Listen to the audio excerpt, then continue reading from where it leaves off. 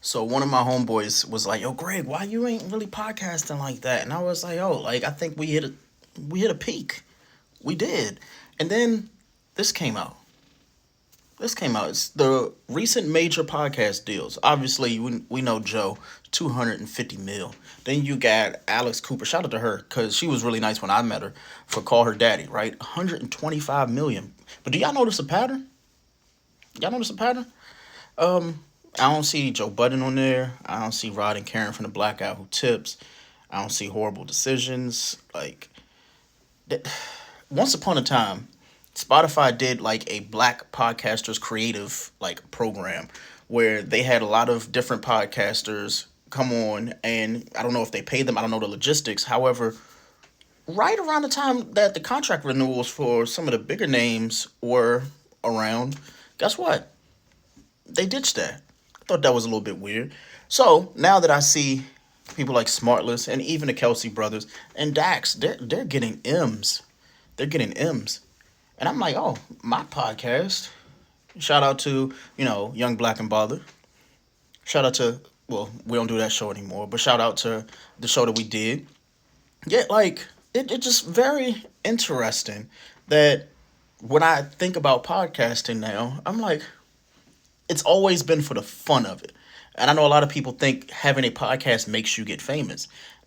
It's not really true. That's a dream deterred. That is something that I can't say is plausible anymore. There are a lot of video podcasts that deal with a lot of like gender wars and diaspora wars that have ruined the landscape of podcasting because people say nobody wants to talk about hot topics and celebrity news and stuff like that. That's gotten a lot of podcasters through ever since 2008, 2009.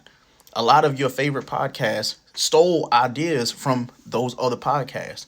So when I think of, forget that, yo. When I think about Young Black and Bother, when I think about the Black Guy Who Tips, when I think about, oh, I can go down a laundry list of shows. BTG for President, you know, with Shan's show, Everything Culture, like, oh my God, like Cozy Womb Pocket. There's so many shows that are authentic to themselves. And they don't get a lot of promotion. They aren't spoken on a lot. And it's not that they don't have the audience, because they definitely have friends and stuff that support them. But it's the podcast, like companies and these organizations that aren't promoting them. So when you see like your top 100 podcasts and they all look the same and they've been the same for the past like 5 or 6 years, you're like, where do we break through?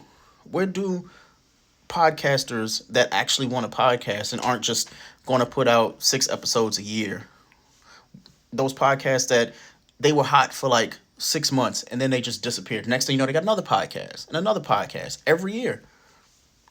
It's real interesting, right? I thought it was really weird. Like, what do you do as a podcast? I'm talking to podcasters at this point. Like, what do you do to continue your podcast and to make it thrive?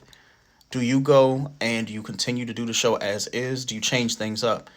So that's question number one. Question number two, are you doing it for the money or are you doing it for the fame? Because you see, there are a lot of famous people on this list right here. Some that I don't know, some that I do. And they're getting money. So if they're getting football contract money to podcast, where's the rest of the money for the podcast going? So clearly there's money. There's clearly money in podcasting. Just seems like it's only going to a handful of people. Hmm.